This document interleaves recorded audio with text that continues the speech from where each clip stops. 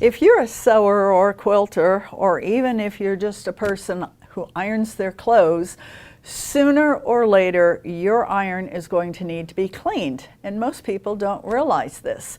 Over time, residue will build up on your iron. It may be from fusible webbing that we use when we do applique.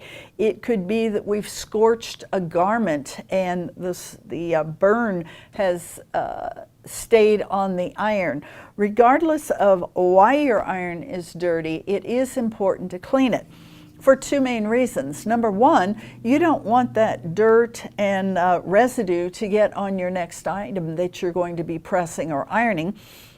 And number two, you want to keep your iron working at top efficiency.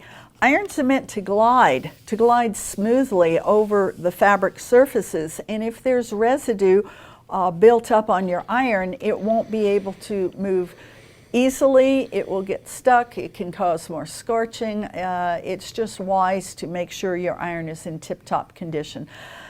So I want to show you today how to properly clean an iron.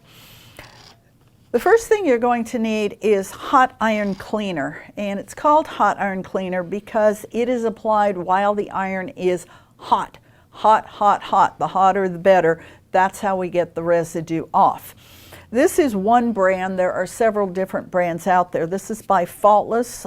Faultless makes spray starch and other products that we use with ironing.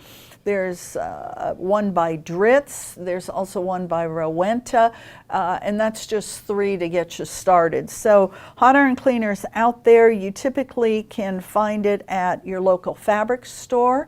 And sometimes you can even find it in the grocery store in the laundry area.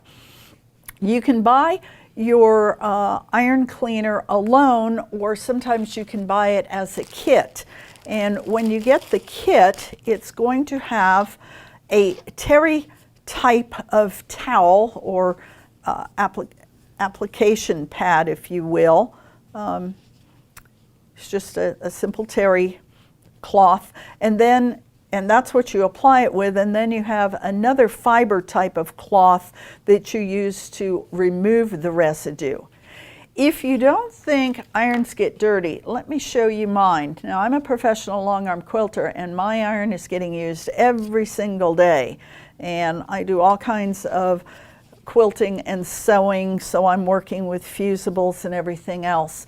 This is my cleaning cloth that I've used for quite a while. This has just been maybe the last 2 or 3 cleanings, though. This is not built up over years. This is just the last couple of cleanings, and you can see the amount of gunk that was on my iron.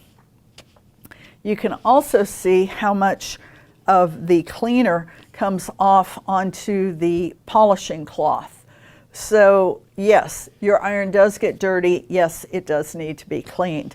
I'm just going to use these rather than messing up my new ones. I'm going to get one more use out of it here and show you how to do this. So this iron is hot, hot, hot. You don't want to burn your fingers. So I tend to let me see, I've got 8 layers here. I make it nice and thick so I don't get burnt.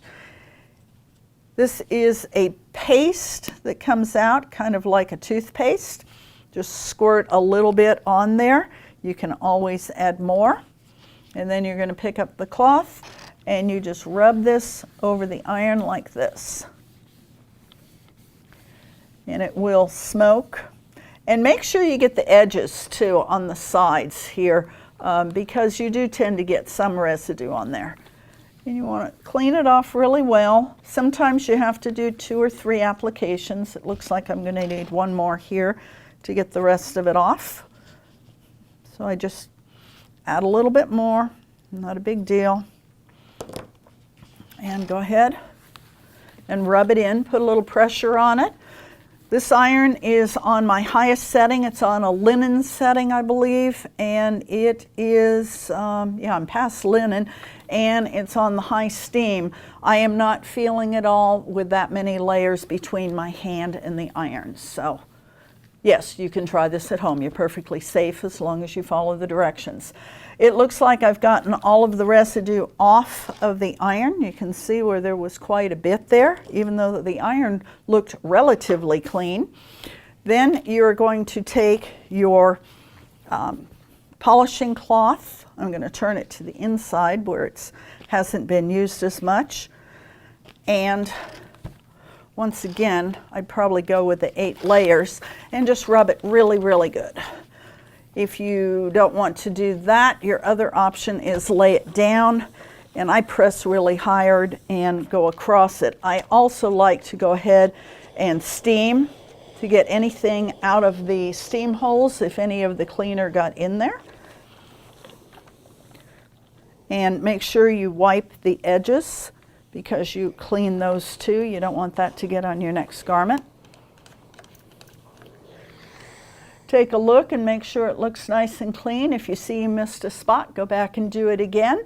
And that is how you come up with a nice clean iron. Occasionally, I have been known to take a bottle of water and spritz it afterwards just to make sure I've gotten every bit of cleaner off, and then do the polishing cloth one more time. But if you do that on a routine basis, you will prolong the life of your iron and have a much more pleasant ironing experience each and every time.